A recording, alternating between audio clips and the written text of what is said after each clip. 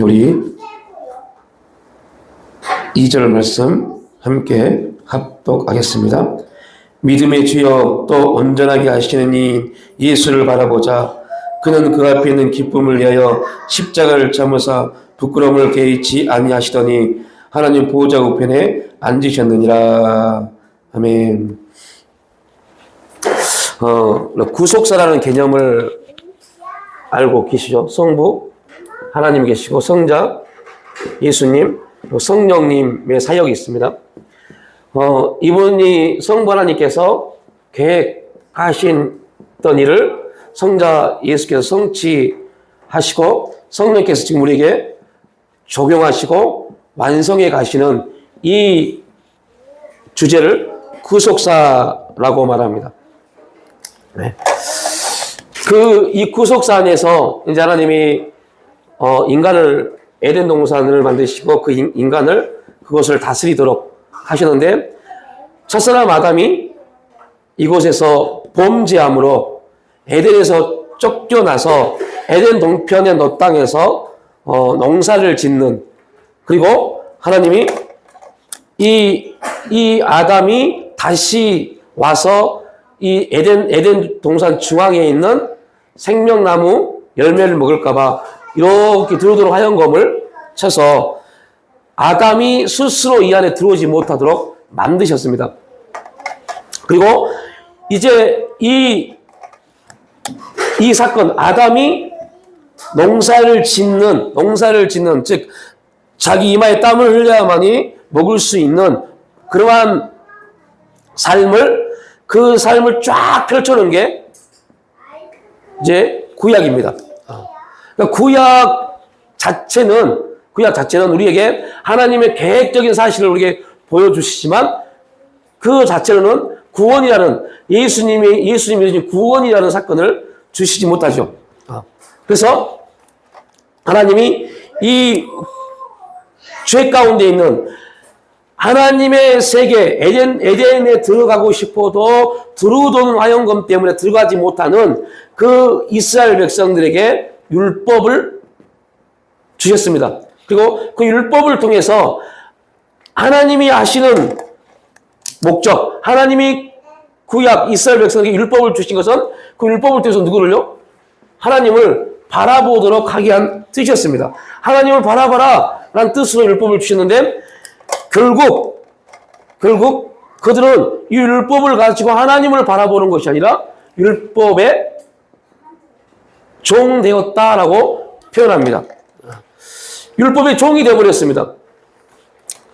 여러분, 이게 되게 중요한 메시지입니다. 우리가 나눴던 것처럼 율법도 하나님이 은혜로 주신 겁니다.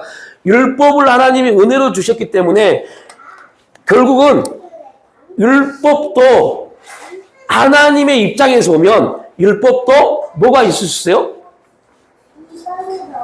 구원이 있을 수 있습니다. 이거는 하나님의 입장입니다. 하나님 편에서 보면 율법도 하나님이 이스라엘 백성들에게 율법을 주신 목적은 이스라엘 백성들을 뭐 하시려고요? 구원하시려고요. 하나님 편으로 만들려고요. 그런데 결과적으로 율법은 구원을 이루지 못했습니다. 그리고 오히려 율법 때문에 이스라엘 백성들은 어디에요? 죄 가운데 놓이게 되는 그 문제가 됐습니다.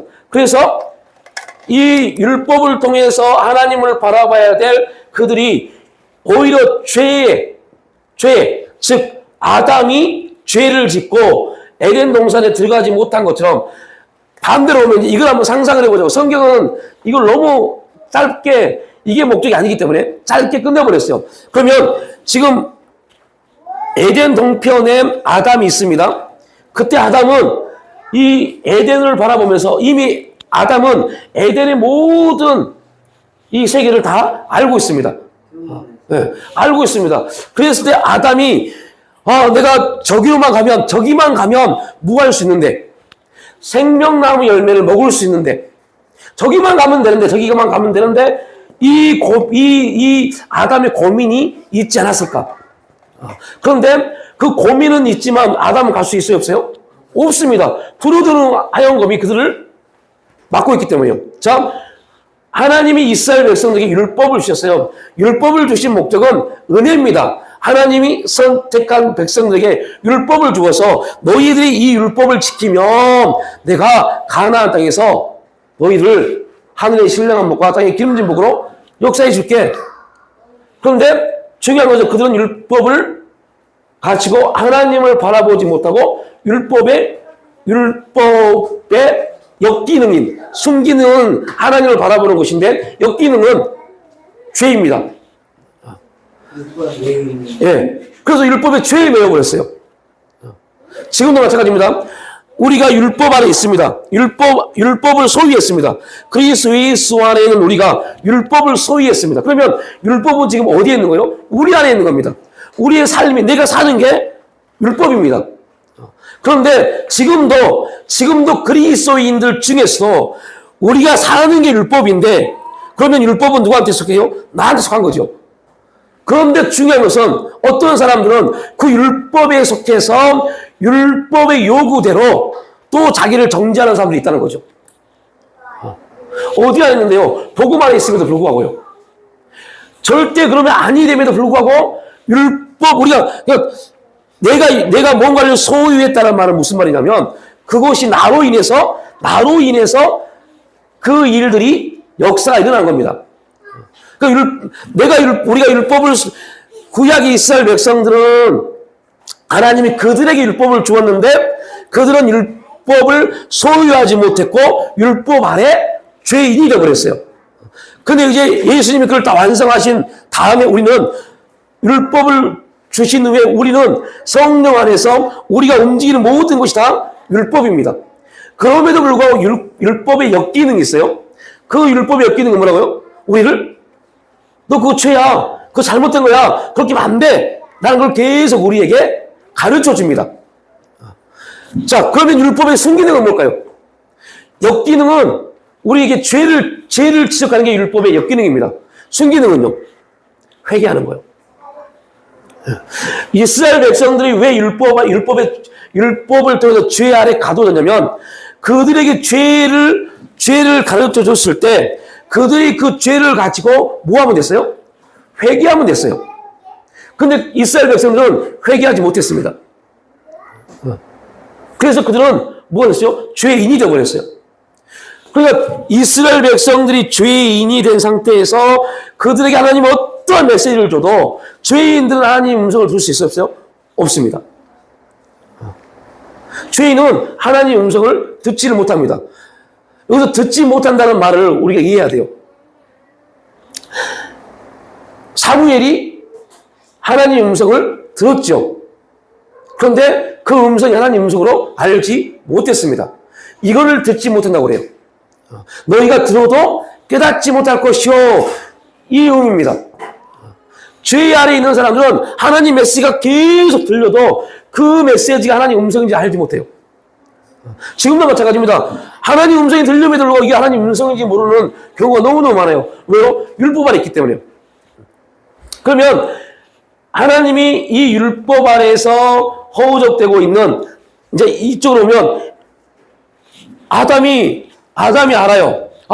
저 에덴 동산 중앙에는 생명나무 열매가 있고 선악을 알게 한 나무의 실과가 있었는데 우리가 선악을 알게 한 나무의 실과를 먹음으로 이러한 문제에 빠졌지. 야, 어떻게 일로 들어가기만 하면 생명나무 열매를 먹고 내가 자유할 수 있는데 이것처럼 지금 이 시대에도 동일한 원리가 있습니다.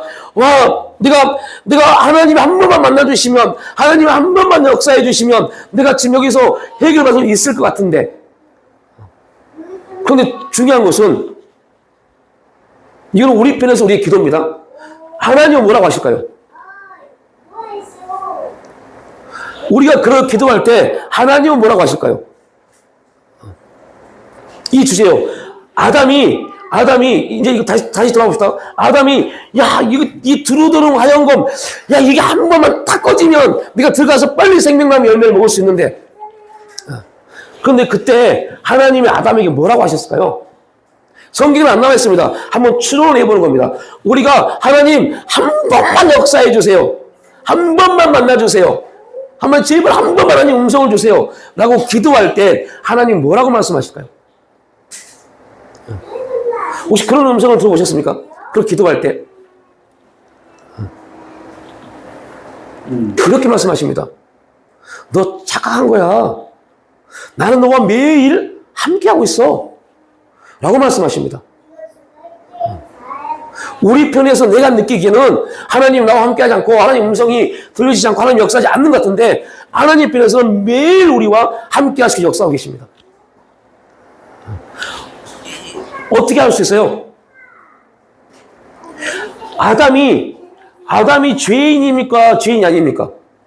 이 질문으로 가는 겁니다. 아담은 이미 여기에서 어떤 일이 있었어요? 하나님이 짐승의 가죽을 입히셨습니다. 그러면 아담은 어떠한 존재가 됐어요? 죄에서 해결됐어요. 그러면 아담은 어떻게 할 수 있어요? 그렇죠? 자, 오해하지 마십시오. 제가 성경을 다르게 표현한 게 아닙니다. 자, 분명히 성경은 아담이 이리로 들어와서 무엇을 따먹을까 봐요? 생명나무 열매를 따먹을까 봐 두루두루 하얀 것을 쳤다고 했어요. 이거는 구약적 그 말씀이 사실입니다.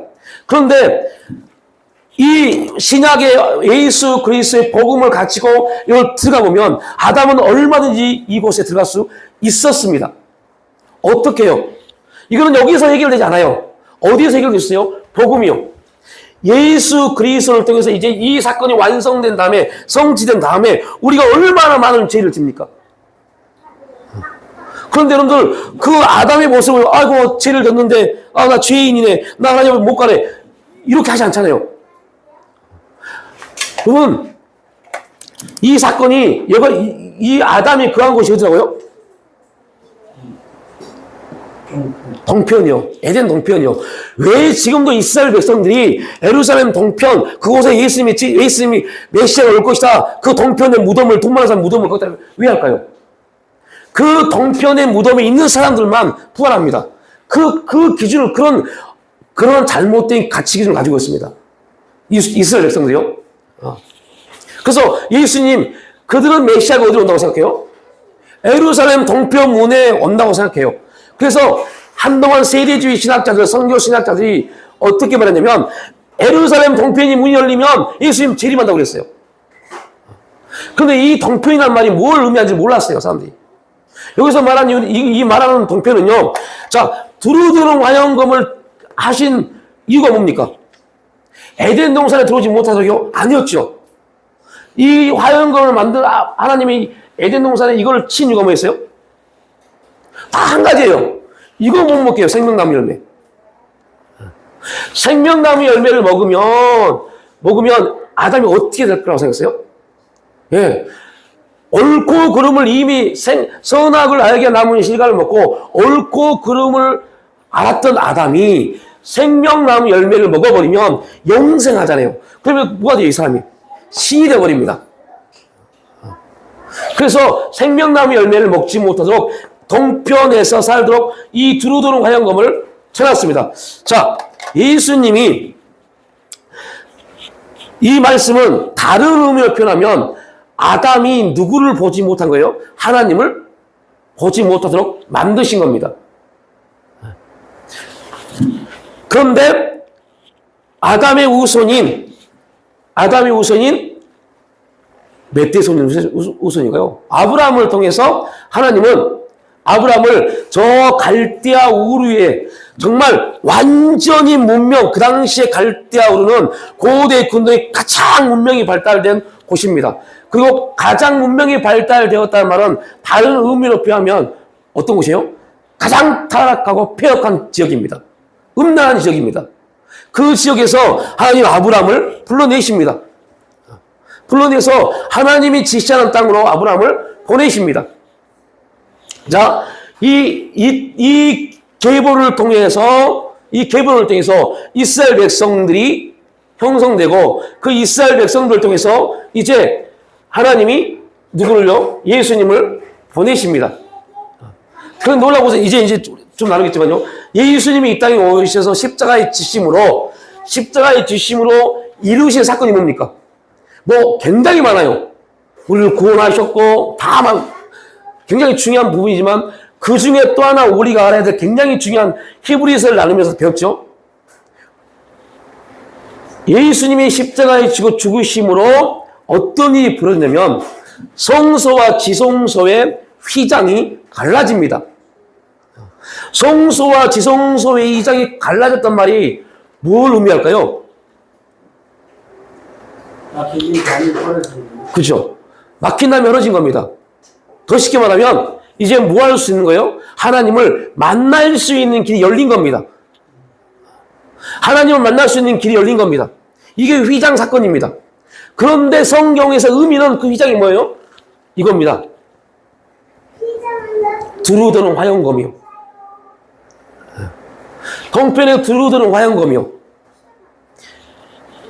이 사건을 가지고 이스라엘 백성들에게 택한 백성들에게 은혜를 줘서 너희들 율법을 통해서 너희들이 나를 만나면 내가 너희들 마음껏 축복해 줄게. 그런데 그들은 아담과 동일하게 율법을 통해서 하나님을 만나지 못하고 율법 아래 놓여버렸어요.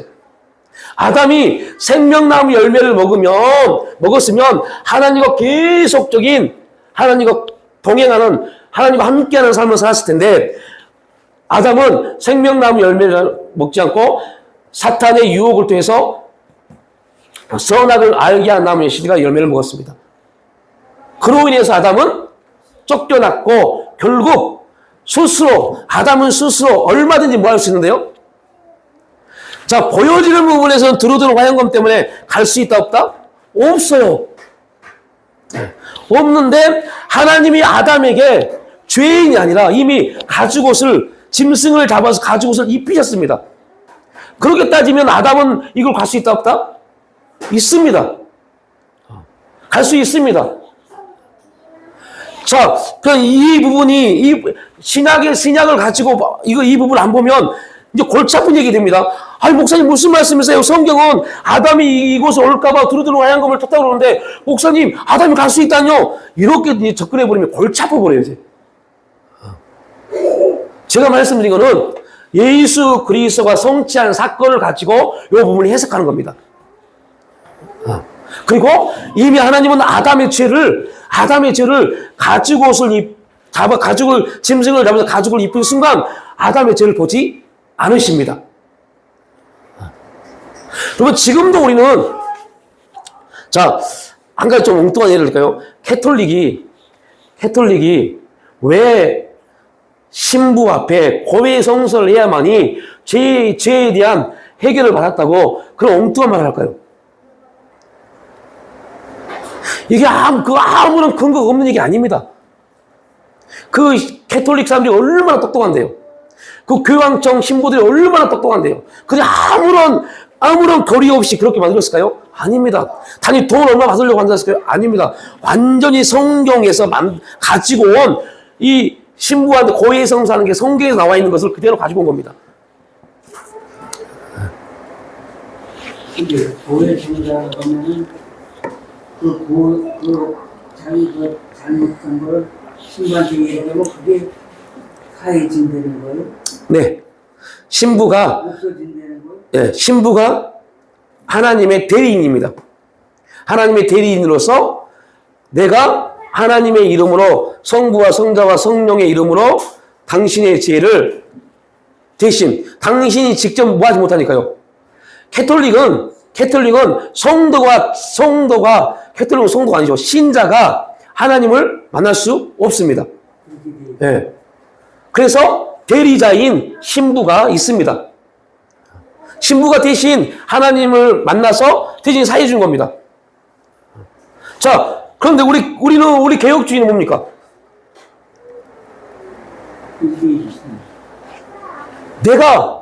여러분이 직접 하나님으로부터 제사함의 은혜를 받지 못했다면, 우리의 제사함은 가짜일 수 있어요. 네.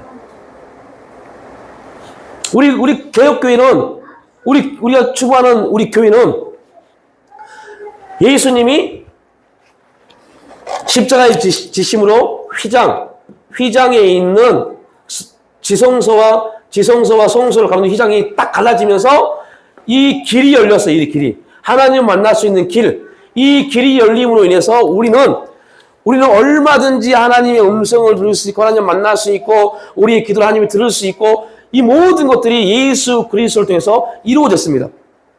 그래서 누구에 의해서 하나님을 만나는 거? 그리고 솔직히 목사가 애원하는 사람이 능력 있는 사람이 기도해 줘서 하나님을 만나겠다. 이것도 여러분 자칫 잘못하면 큰일 납니다. 저는 개인적으로 그러한 사역을 하는 사람들이 빨리 다 사역을 접어야 된다고 생각을 해요. 정말 성경적이지 못한 원리입니다. 그럼에도 불구하고 그런 사역을 통해서 은혜 받는 일들이 있기는 있어요. 그러나 그게 진리적인 사건은 되지 못합니다.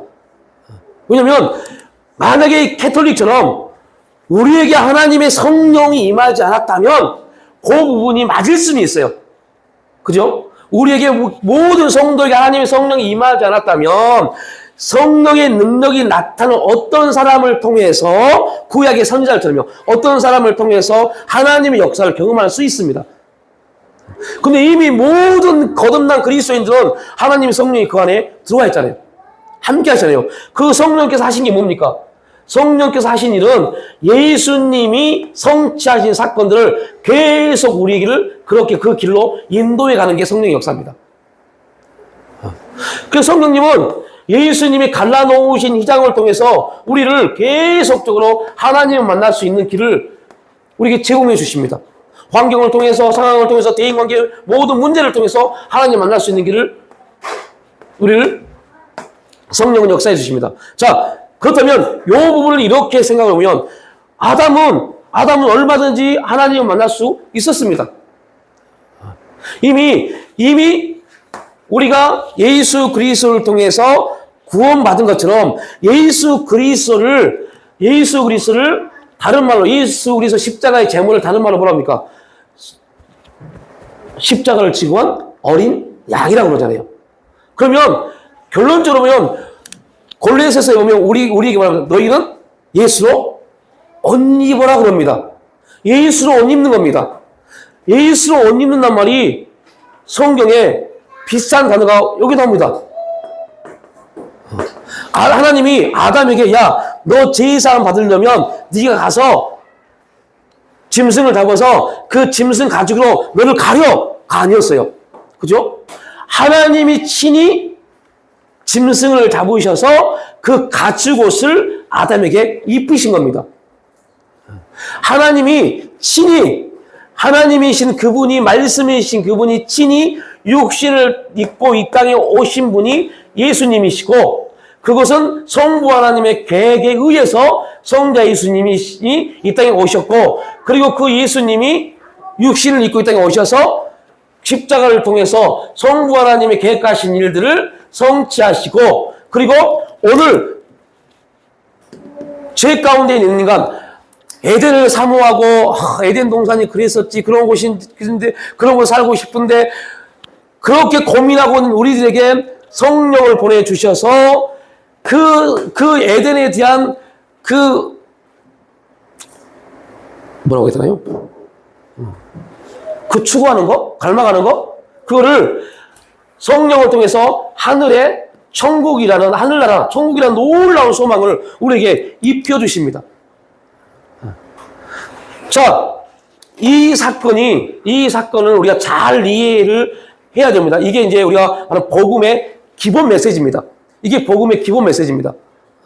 자, 왜 이 문제가 오늘 그리스도인들에게 또한 신앙의 문제가 되느냐? 이게 우리가 이해되지 않으면 우리의 기도가 엉망이 되어버려요. 되게 열심히 기도하는데 그 기도가 엉망인지를 모릅니다. 왜 그러냐면 요 부분에 우리가 매일 수 있으니까요. 요 부분에요. 우리가 자주 말씀을 드렸지만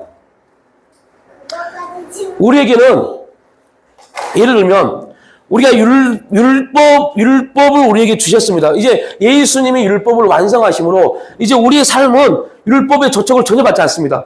그런데 이렇게 끝나면 너무너무 좋은데 우리에게는 한 가지 중요한 영적 존재가 있어요. 어떻게든 그 영적인 존재는 어떻게든 하나님의 권위를 땅에 떨어뜨려야 돼요. 하나님의 권위를 땅에 떨어뜨려야 되는데 그런데 그 영적인 존재는 스스로 하나님과 뭐 할 수 없어요? 대적할 수가 없어요. 하나님과 대적할 수 없어요. 그죠? 그래서 이 영적인 존재가 하나님을 대적할 수 있는 유일한 방법은 하나님의 형상과 모양으로 창조되어졌고 하나님이 심히 좋았더라고 말씀을 하셨던 인간을 통해서만이 하나님과 대적할 수 있습니다. 그래서 사탄은 우리에게 지금도 우리가 율법을 소유했기 때문에 내가 소유했기 때문에 내 소유물입니다. 그 율법은 나에게 아무것도 할 수 없는데 누가요? 사탄이 율법을 통해서 우리를 참소하기 시작합니다. 정죄하기 시작합니다. 여러분 똑똑한 부목사 4명이 담임 목사 하나 쫓아내는데요. 너무너무 쉬워요. 목사님 설교를 그렇게 설교를 그렇게 편집해서 짜집게 해서 설교하면 그게 목사님 설교입니까? 이 말 한마디면요. 여러분 성도는 누구 말을 들을까요? 처음에는 그럼 우리 담임 목사님이 얼마나 열심히 기도하고 얼마나 열심히 사역전에 열정적으로 하시는데 다 그럽니다. 그런데 한 번, 두 번 그러한 소리 들려오고 그러한 것들이 계속적으로 반복되어지면 결국은 이 네 사람이 말한 것이 맞아버려요. 사탄이 이렇게 공격합니다. 사탄이 공격할 때 사탄의 전략이 여론몰입니다. 여론몰이. 막 사람들이 막 소문을 때 여론을 만듭니다. 그런데요, 그 여론이 계속 듣다 보면요, 거짓인데 진짜가 돼버려요. 그리고 그 당사자는요, 그런 적이 없는데 그런 사람이 돼버립니다. 이게 여론몰입니다. 누가 한다고요? 사탄이요. 정말 무서울 정도로요. 여러분, 저와 여러분이, 예를 들면 이런 말을 죄송합니다. 신천지 목사가 설교하는 거 들으면 분별할 수 있을까요? 처음에는, 좀 이상하다 생각할 수 있을 겁니다. 한 번 듣고, 두 번 듣고, 세 번 들으면요, 새로운 건데? 괜찮은데? 가 되기 시작합니다. 왜 그러냐면, 분별이 안 되니까요. 분별이 안 되면, 결국은 내 생각이 빼앗기기 시작합니다. 생각이 빼앗기게 되고 이해적인 사고의 문제가 빠지기 시작하면 그게 옳은 게 돼버려요. 옳은 게 돼버려요. 그런데 하나님 우리에게 말씀합니다. 야, 옳고 그름이 문제가 아니라 네 마음이, 너의 영혼이, 네 안에 성령이 너에게 뭐라고 말씀하시는지 들으라고. 그래서 그 영적인 존재가 있어요. 그래서 우리가 여러분 이렇게 말을 표현할게요. 우리가 잘못된 행동을 해서 그 잘못된 행동 때문에 하나님의 권위가 땅에 떨어지는 게 아닙니다. 그래서 우리 기독교인들을 진짜 잘못 훈련시켰어요. 그래서 여러분들 기독교인들에게 막 선한 일 많이 하도록, 좋은 일 많이 하도록, 그래야만 영광 받는다고 이렇게 너무 많이 훈련을 시켰고 가르쳐 왔어요. 여러분, 하나님의 권위가 실체는요, 우리가 막 잘못된 행동을 한 것 때문에, 분명 그 부분도 있지만, 그것 때문에 그렇지 않습니다. 진짜 하나님의 권위는요, 우리가 사탄의 미혹에 빠져서 하나님의 역사를 인정하지 않을 때 그분의 권위가 땅에 떨어집니다. 하나님의 살아계심을 인정하지 않을 때, 하나님이 반드시 우리 인생 가운데 역사하실 것인데, 환경과 상황을 보니까, 그냥 하나님 역사는 둘째 치고 그냥 이렇게 살아야지. 이때 하나님 권위가 땅에 떨어집니다. 왜요? 하나님은 아브라함을 불렀을 때 어떻게 불렀어요? 내가 반드시 너에게 복을 주어 큰 민족을 이루고 내 이름을 창대케 하리니 너는 복이 될지라 그랬어요. 근데 아브라함의 인생에 25년 동안 아무런 역사가 없었어요. 오히려 하나님 어떻게 했어요? 아브라함과 사라를 통해서 자녀가 없었어요. 그래서 아브라함이라는 뜻이 뭐예요? 아브라함 뜻이 뭡니까? 큰아버지요, 큰아버지. 큰아버지요. 누구 큰아버지예요? 로시오로. 자기 동생이 죽고 아들이 하나 살았어요. 그래서 우리에게는 뭐가 없으니까요. 후사가 없으니까 당시의 문화 그랬습니다. 우리나라도 그런 얘기 많이 쓰죠. 동생의 자녀를 양자로 해서 그렇게 입증하는 거예요. 롯이 딱 아브라함의 양자였어요. 그래서 롯을 데리고 옵니다. 끝까지. 분명히 하나님은 아브라함에게 명령한 게 있죠. 번토를 떠나고 그 다음에는 뭐예요? 친척이요. 네가 갖는 모든 환경 다 끊어라 하였어요. 그런데 누굴 데리고 왔어요? 롯을 데리고 왔어요. 네. 롯의 큰아버지입니다. 롯 한 사람의 아버지였던 아브라함을 하나님이 언약을 갱신하시면서 어떻게 바뀌어요? 아브라함, 결국에 아버지로 바꾸십니다. 그런데 여러분 생각해 보십시오. 그런데 아브라함에게 자녀가 없어요. 내가 너를 큰 민족을 이루고 그런데 자녀가 없어요. 그 말씀이 아브라함에게 어떤 반응을 줬을까요? 이제 우리가 곧 있으면 히브리서 11장을 나누게 됩니다. 믿음이요. 믿음의 기준은 누구예요? 아브라함입니다. 로마서에서 아브라함을 어떻게 표현합니까? 바랄 수 없는 중에 아브라함과 사라가 바람으로 100세에 난 아들이라고 말합니다. 이게 복음 메시지입니다. 로마서하고 갈라디아서였어요. 그러면 말합니다. 그 바랄 수 없는 중에 낳았던 그 아들을 자유자의 아들이라고 그러고 그들이 생각대로 그들의 계획대로 태어났던 이스마엘을 종의 아들로 말합니다. 그럼 아브라함에게 하나님이 그렇게 약속해서 데리고 왔는데 자녀가 없어요. 25년 동안. 그때 아브라함의 심정이 어땠을까요? 왜 이 사건을 쭉 가지고 이해하고 아브라함이 하간을 통해서 이스마엘을 낳은 거? 이거 여러분들 이 사건을 보면 금방 이해됩니다. 얼마나 답답하고 얼마나 분명히 내 씨를 통해서라고 말합니다. 내 씨를 통해서. 그러니까 아브라함과 하갈이니까 하갈을 통해서 나온 이스마엘은 누구의 씨예요? 아브라함의 씨입니다. 아무런 의심의 여지가 없습니다. 네. 그런데 하나님은 말씀합니다. 그 여자 말고 네 아내 사라를 통해서 라고 말씀합니다. 그런데 사라는 어땠어요? 낳을 수 없는 여자가 되어버렸어요. 여러분, 그때 아브라함은 그걸 믿었어요. 이걸 믿음이라고 합니다. 바랄 수 없는 중에 바랬다. 믿음은 바라는 것들의 실상이고 보이지 않는 것들의 증거다 그럽니다. 여러분들 믿음은 바라는 것들의 실상인데 이 말을 오해하면요. 나 이런 목사들이 이렇게 생각합니다.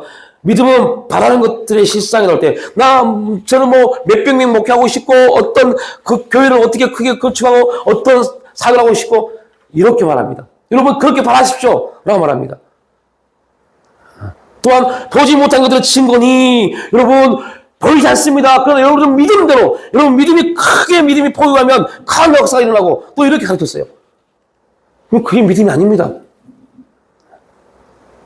바랄 수 없는 믿음은 보이지 않는 것들의 증거다라고 할 때 아브라함은 무엇을 보이지 않았지만 25년 동안 보이지 않았지만 뭘 봤어요? 결과적으로 창세기 보면 아브라함은 그 25년 후에 있을 일을 보지 못했기 때문에 이스마엘을 낳습니다. 그러나 하나님의 역사를 통해서 이삭을 낳았을 때 신약은 그걸 어떻게 해석해요? 믿음으로 아브라함은 바라봤다고 그래요. 믿음으로 하나님이 25년 후에 누구를 줄 걸요? 이삭을 줄 것을 믿음으로 보았다 그럽니다. 그런데 여러분들 정확하면 25년 전에 아브라함은 25년 후에 이삭을 낳았는데 그 낳을 것을 낳은 상을 봤을까요? 못 봤을까요? 못 봤습니다. 그런데 믿음은 그거를 소유한 겁니다. 믿음은 소유한 겁니다. 그런데 그 믿음은 25년 후에 이삭이 나올 걸 소유했단 말이 무슨 말이냐면 하나님은 반드시 당신이 나에게 약속한 그 약속을 반드시 그날 뭐 하실 것이다? 이루실 것이라는 것을 믿는 게 보이지 않는 것들의 증거입니다. 그래서 증거란 말은 확신, 실체한 의미를 갖고 있습니다. 확실한 겁니다. 분명 하나님이 약속하셨기 때문에 나와 사라를 통해서 뭐 할 것이다? 자녀를 줄 것이다. 이거를 믿은 겁니다. 그러나 아브라함이 봤어요? 못 봤어요? 못 봤잖아요. 이게 보이지 않는 겁니다. 그래서 우리가 보이지 않는 것들에 대한 증거를 할 때 하나님의 약속을 갖고 있지 못하면 그 증거는 없어요. 그래서 하나님 약속이 있느냐 없느냐가 너무너무 중요합니다. 그럼 여러분들 하나님 약속이 있으십니까? 라고 물어보면요, 이제 골치 아파집니다. 왜 골치 아파지냐? 그 약속이라는 의미를 모르니까요. 약속이라는 의미를 모르니까요. 하나님이 나한테 무슨 약속 한 적이 있나? 우리가 뭘 생각하냐면, 저는 목사입니다. 그럼 저한테 질문하면, 목사님 하나님 약속을 받은 적 있어요? 라고 질문할 때 그 질문의 내용은 뭐냐면, 하나님이 목사님은 어떤 목회를 해서 어떠한 역사를 일으키고 어떠한 능력을 주셔서 교회는 어떻게 하고 이런 걸 말합니다. 현상적인 어떠한 것들이요. 그러니까 그렇게 그런 의미를 갖고 있기 때문에 약속 받으셨어요? 그러면 저는 그런 약속을 받은 적이 없는데요? 라고 생각합니다. 그래서 기도합니다. 하나님 제발 좀 보여주세요. 제 인생 우리 가족 어떻게 하실 것인데요? 어떻게 만들 것인데요? 그런 걸 기도하는 경우도 있더라고요. 왜냐? 성경이 말한 약속이 뭔지를 몰라서요. 제가 말씀드렸죠. 순종이 뭔지 모르니까 순종 못한다니까요. 순종하십시오. 순종해야 됩니다. 그런데 정작 본인이 순종이 뭔지 몰라요. 어떻게 하는 게 순종인지 모릅니다. 근데 순종을 해야 된다는 걸 알아요. 순종을 해야 된다는 걸 아는데 순종이 뭔지 몰라요. 아까 우리가 예배 드리자 말씀드렸죠. 키가 큰 게 문제가 아닙니다. 어떻게 커야 되냐가 문제죠. 잘하는 게 문제가 아닙니다. 어떻게 잘하느냐가 문제이죠. 누구나 잘합니다. 누가 되면 다 잘해요. 그런데 어떤 사람은 정말 엉망진창으로 잘하는 사람이 있는가 반면에 어떤 사람은 자기뿐만 아니라 모든 사람에게 사랑스럽게 잘하는 사람이 있어요. 똑같이 잘하지만 내용이 다릅니다. 그것처럼 우리가 그 내용을 모르면 순종해야 됩니다 라고 답은 말하는데 중요한 것은 어떻게 순종해야 되는지를 몰라요. 순종이 무슨 말인지 모르니까. 믿어야 됩니다 라고 할 때 믿음이 뭔지 모릅니다. 우리가 믿음에 대해서 계속 나눴지만 믿음이 뭔지 모릅니다. 그러니까 믿어야 되는데 믿음을 모르니까 그냥 못 믿는 사람이 돼요. 믿음이 있다 하지만 믿음이 없는 사람이 됩니다. 그래서 하나님이 제가 이 말씀을 드려요. 아브라함이 25년 후에 우리 이제 답을 알고 있기 때문에 25년 후를 말합니다. 근데 성경은 25년 후라는 부분을 아브라함에게 말하지 않았죠. 우리가 답을 알고 있기 때문에 25년 후에 아브라함은 이삭을 낳습니다. 그런데 만약에 아브라함이 하나님 도대체 본토 친척 아비 집을 떠나서 와서 내 조카 롯도 보내버리고 그러면 나 어떻게 합니까? 지금 내 나이가 몇 살인데 아이도 없고 어떻게 할 건데요? 이게 15장의 고백이잖아요. 창세기 15장의 고백이 두려워한 겁니다. 아이고 나 이제 자녀도 없는데 저 연합군이 어찌어찌해서 내가 가서 318명을 데리고 와서 그 연합과 싸워서 이겨서 롯은 구출해 왔지만 이제 그들이 다시 재정립해서 쫓아와 나를 죽여버리면 나는 자녀도 없는데 어떻게 하지? 이 두려움이 확 들어온 겁니다. 그때 하나님 뭐라고 합니까? 야, 나는 지극히 높으신 하나님이다. 그러면서 언약을 갱신하시잖아요. 그럼 아브라함이 그걸 믿으니까 아브라함이 그 믿음을 의로 여기셨다라고 말합니다. 그런데 여러분들, 그걸 믿었던 아브라함이 그 다음 장에 뭐가 나와요?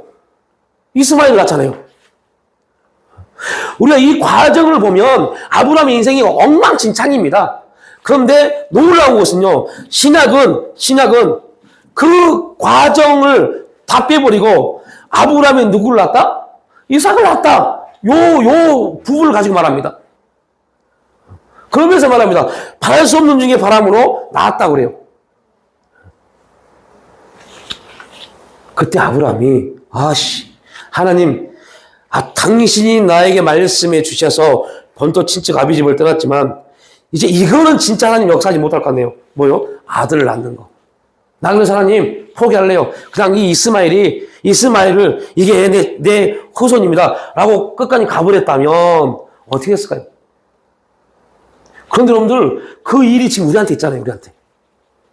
하나님, 내 인생을 보니까 진짜 하나님 능력이 있고 하나님 모든 걸 다 할 수 있는 분이 압니다. 그런데 내 인생을 보니 내 인생은 이게 다인 것 같습니다.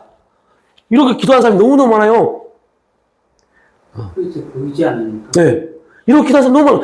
하나님, 이거라도 내가 좀 유지하고 싶네요. 이렇게 기도하는 사람이 있다니까요. 그 말은 무슨 말이냐? 요 말입니다. 아이고, 나와 사라의 관계에서는 아들 못 낳아요. 그나마 이스마엘이 나온 거 내 씨니까 이스마엘을 통해서 하나님 역사해주세요. 라는 거 똑같은 겁니다. 만약에 아브라함이 그래버렸다면 어떤 일이 벌였을까요? 믿음은 사라져버렸습니다.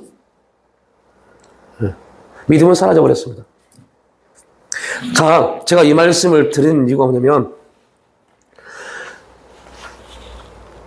이스라엘 백성들, 벌써 시간이 됐네. 이스라엘 백성들이 70년 동안 바벨론의 포로로 끌려갑니다. 그 하나님 은혜 가운데 다시 돌아옵니다. 자, 그들이 바벨론 포로로 끌려가서 그들에게 순기능이 뭐였어요? 말씀 회복 운동이요. 말씀 회복 운동이 일어난 겁니다. 자, 이게 놀라운 겁니다. 이 설교를 유튜브 설교, 이학주 설교가 지금 100명이 들었어요. 누가 듣는지 모르지만. 여러분, 굉장히 중요한 사건입니다. 하나님이 바벨론 포로를 보내서 이스라엘 백성들에게 새로운 역사, 패러다임을 일으켰는데 그게 뭐냐? 제사 중심적 신앙이 말씀 중심의 신앙으로 바꾸셨습니다. 네, 바꾸셨습니다. 그런데 문제는 뭐냐? 그들이 다시 포로에서 예루살렘으로 돌아와서 안타까운 것은 그 회당에서 말씀 중심의 사역을 했던 그들이 그 말씀의 실제이신 예수님이 오셨을 때 몰라봤어요. 왜 그랬을까요? 이거는 우리가 얘기했죠. 왜 그랬을까요? 말씀보다 뭐가 먼저 앞서갔어요? 그 말씀을 가르치는 바리새인들, 그들의 말이 말씀보다 앞서갔어요. 이게 진짜 무서운 겁니다. 여러분, 우리나라에 지금 설교 잘한다 하시는 분들 설교 한번 들어보세요. 그죠? 말씀 한 구절 읽어놓고 다 엉뚱한 소리하고 끝내버립니다. 그 본문과 전혀 무관한 소리하고 끝내버려요. 40분 웃다가 끝내버립니다. 이게 설교입니까? 죄송한 말이지만. 그 말이 앞서갔어요. 바리새인들의 말씀보다 말이 앞서갔어요. 그 말이 바리새인들 회당에서 말씀을 연구하는 사람들의 말이 말씀보다 앞서가니 그 말씀이 실제이신 예수님이 왔을 때 그들의 입을 보는 겁니다. 저들이 말씀을 연구한 저들이 이분을 메시아라고 그러면 그분은 메시아가 되는 겁니다. 그런데 예수님이 오셨을 때 말씀을 연구한 그들이 예수님을 메시아라고 인정하지 못했습니다. 왜 그러느냐? 이제 바벨론으로 포로에서 예루살렘에 돌아온 그들이 회당을 짓고 말씀을 연구하기 시작하는데 결국 어떠한 문제가 생겼냐면요. 만약에 포로에서 돌아와서 즉각 얼마 같지 않아서 예수님이 오셨다면 그들은 예수님 알아봤을 겁니다. 그 시간이 지나면서 어떠한 일이 벌어졌냐면 바리새인, 그 말씀을 연구하는 사람들도 시간이 지나면서 돌아가시고 새로운 제자들이 생겼겠죠. 제자들은 누구의 말에 영향을 받아요? 스승의 말이요. 스승의 말들이, 그 말들이 이제 뭐가 돼요? 말씀보다 우위를 갖기 시작했어요. 이게 한국 교회를 병들게 한 사건이었고 당시 유대교를 무너뜨린 사건이었습니다. 그건 진짜 무서운 겁니다. 그래서 우리가 나는 요즘은 안 부르지만 참 있잖아요. 누구보다 앞서가면 안 돼요? 성령보다 앞서가면 안 돼요. 말씀보다 앞서가면 안 돼요. 어떠한 경우에 돼요. 근데 그렇게 되어져요. 누가 그러던데요? 어떤 분이 그러던데요? 당신에게 하나님 뭐라고 말씀하냐? 이게 중요한 겁니다. 그럼 목사가 뭐라고 말하든 누가 뭐라고 말하든 하나님이 오늘 이 말씀을 통해서 나에게 뭐라고 말씀하시는가? 이게 가장 중요한 음성입니다. 메시지고요. 그 전승이 유대인의 그 바리새인들의 전승이 말씀보다 앞서가다 보니 말씀의 실제신 예수님이 딱 왔을 때 심지어는 막 참담하도다 이 막 귀신의 왕이다 막 이렇게 말해보잖아요.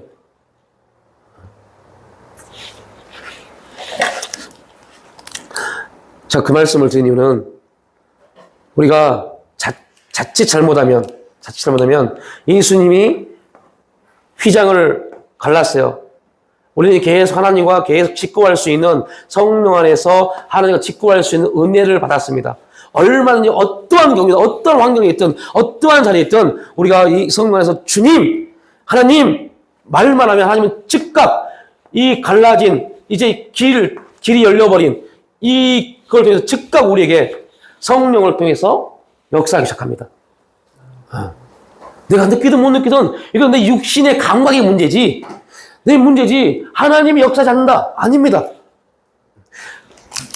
이 사실을 믿는 것을 믿음이라고 합니다. 믿음은 그래서 바라는 것들이 실상이다라고 할 때 그 실상이 뭐냐? 하나님은 살아계십니다. 그리고 반드시 그분은 어떠한 경우에도 그분은 나에게 뭐 하실 분이요? 역사하실 분입니다. 아브라함이 25년 후에 이삭을 낳습니다. 그런데 그는 환경적으로 상황적으로 하나님이 아브라함은 씨가 있기 때문에 사라는 씨를 받을 수 있는 밭이 다 끝나버렸어요. 그런데 하나님이 그 밭에 역사하실 것을 아브라함은 과정 속에서는 실수했지만 결국 하나님이 창세기 18장에 아브라함을 깨닫게 하시니까 아브라함은 그걸 받아들였어요. 그리고 이삭을 낳습니다. 우리의 삶은 밭입니다. 하나님의 말씀이 씨앗이 계속 떨어지는 밭입니다. 근데 그 밭에 말씀이 떨어져서 싹이 나고 자라서 열매가 맺게 하는 그 자리에 우리가 서 있습니다. 우리가 성령 안에서 어떻게 그걸 믿고 나가냐에 따라서 삶은 달라집니다. 그런데 말씀이 떨어졌을 때 우리의 밭이 우리 밭을 우리가 일군다고 생각하면 절대 그 밭은 일궈질 수가 없습니다. 그동안 우리가 우리의 밭을 일구려고 엄청나게 애쓰고 노력했어요. 열심히 뭔가도 해보고 뭔가도 해봤어요. 근데 밭이 일궈지지 않았어요. 이유는 뭐냐? 그 밭은 누가 하시는 거예요?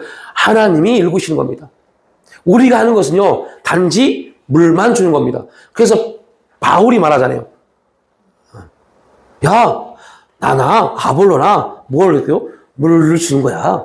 자라게 하시는 분은 밭을 일구고 자라게 하시는 분은 하나님이야. 뭐라 말합니다. 우리는 물을 주는 겁니다. 그 물을 주는 게 뭐냐? 믿는 겁니다. 내가 보기에 우리가 보기에 우리의 삶이 엉망 같고 완전히 황폐해진 것 같고 정말 황망 그러한 인생 같아도 그곳에서 하나님이 그 밭을 일구어서 하나님의 목적대로 열매를 맺게 하시고 하나님 역사를 나타낼 그 밭으로 내가 아니라 하나님이 일구어 가십니다. 우리는 기도하는 겁니다. 물을 준다는 거예요. 기도하는 겁니다. 그리고 그 사실을 믿는 겁니다. 믿는 겁니다. 이게 구속의 역사입니다. 엉망 같은 인생, 버러지 같은 인생, 쓸모없는 인생 같은데 결국은 누가요? 하나님이 역사하셨어요. 이 사실을 믿느냐? 못 믿느냐는 우리의 문제입니다. 그런데 우리의 믿음도 영적인 겁니다. 그거를 믿지 못하게 하는 것도 영적인 존재가 있어요. 왜? 사탄이요. 야, 네 인생에 하나님이 역사하실 것 같아. 네 인생 봐. 네 삶을 봐. 될 것 같아.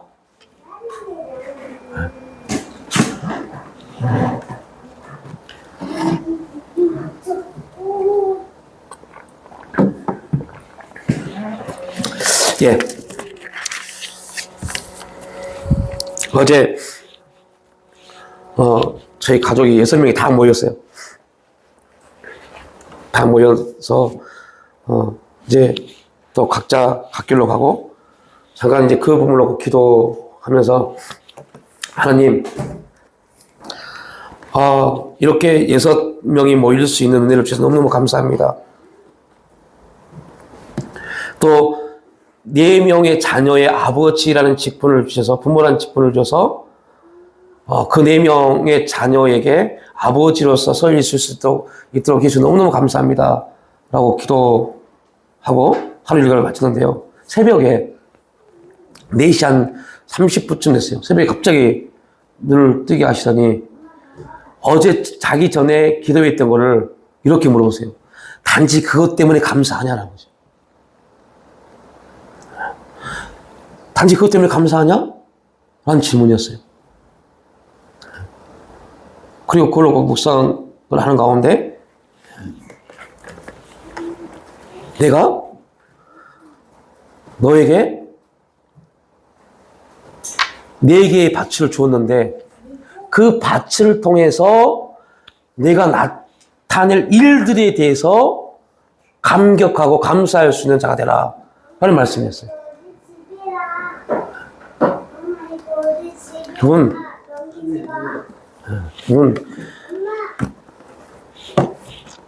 이런 저희 일은 4명이기 때문에 그럽니다. 장로님이 이런 말씀하셨죠.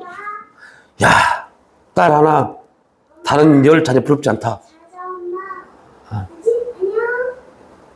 이제 마찬가지입니다. 장로님, 권사님도 마찬가지고 자의식사도 마찬가지입니다. 나에게 이 자녀가 있기 때문에 감사하는 거, 이거는요 세상 사람이 하는 겁니다. 우리가 감사할 것은 이 밭을 통해서 하나님이 어떤 역사를 이루실 것인가. 그런데 여러분, 그 어떤 역사를 이룰 것인가는요 이미 성경은 말합니다. 내가 그 역사를 이룰게. 창세기 12장의 2절에 있는 말씀은 우리에게 주신 겁니다. 그 이룰게. 그 밭을 우리에게, 그걸 이루려고 이 밭도 주신 겁니다. 그걸 바라보고 감탄하고 감사하라 이런 말씀을 주시는데 너무 충격이었어요. 왜냐면 그 내용에 대한 감사를 해본 적이 없기 때문에요. 그럼 앞으로 하나님 역사하실 일이잖아요. 그런데 우리가 왜 그런 감사를 못할까요? 그렇죠. 그렇게 될까라는 의구심도 있어요. 내가 내 자녀를 보니 아이고 그냥 이렇게 사는 것도 참 감사다. 이게 현실적인 우리의 감사입니다. 그런요 창세기 12장과 전혀 무관한 감사였더라고요. 어제 새벽에 그 말씀을 딱 주시는데 너무 충격받았어요. 우와 주님, 그렇게 보지를 못했네요. 그렇게 보지 못해요. 이 자녀들을 통해서 하나님이 역사하실 그 놀라운 역사, 밭을 주셨는데 그 밭을 통해서 나타난 열매, 그걸 가지고 감탄하고 감사하지 못했네요. 그냥 아이고 이렇게 4명, 아이고 뭐 힘들고 어렵지만 이렇게 키우게 해주셔서 이 기도를 하고 있더라니까. 이 기도를 하나님이 그 기도를 몇 년 동안 쭉 보시면 너무 답답해서 오늘 새벽에 저에게 다시 주신 겁니다. 그게 아니야. 그거 감사할 게 아니야. 그건 당연한 거고, 네가 감사할 것은 이 밭을 통해서 어떤 역사가 이루어질 것인가. 그러나 그 역사는 반드시 이루어집니다. 누가 하시니까요? 내가 하는 게 아니니까. 저들이 하는 게 아닙니다. 하나님이 하시기 때문에요. 하나님의 약속이기 때문에요. 그거에 대해서 감탄하고 감사하라. 여러분 자녀들, 우리의 자녀들이 하나님의 역사를 통해서, 우리 자녀는 밭입니다. 그 밭이 어떻게 하나님이 역사하실 것인가. 그걸 생각하고 그 부분을 믿음으로 바라보고 창세기 12장 2절 말씀을 여러분 자녀들에게 계속 기도를 심으십시오. 그리고 결국은 그 자녀들이 뭐가 돼요? 복이 됩니다. 그걸 우리가 그 사건을 바라보고 감탄하고 감사하는 게 믿음입니다. 바라는 것들이 실상 보이지 않는 것도 증거입니다. 그 일들이 우리 가운데 분명 나타나게 될 줄 믿습니다. 하나님 감사합니다. 성부 하나님의 계획과 성자 예수님의 성취와 성령님의 적용 완성되어진 이 구속의 역사를 통해서 우리가 이제 그 예수 그리스도 이름을 붙잡고 매일매일 주 앞에 나갈 수 있는 은혜를 받았습니다. 그리고 하나님 우리를 통해서 나타내실 그 놀라운 일들, 그 일들을 믿음으로 바라보며 감사하며 나아갑니다. 주여, 이 거룩한 하나님의 역사들이 이제 우리의 삶을 통해서 간증되어지고 또 다른 많은 사람들에게 복의 통로가 되어지는 삶이 될 수 있도록 인도하여 주시옵소서. 감사드려올 때 예수님의 이름으로 기도 올려옵나이다. 예, 우리 모든 영광 받겠습니다.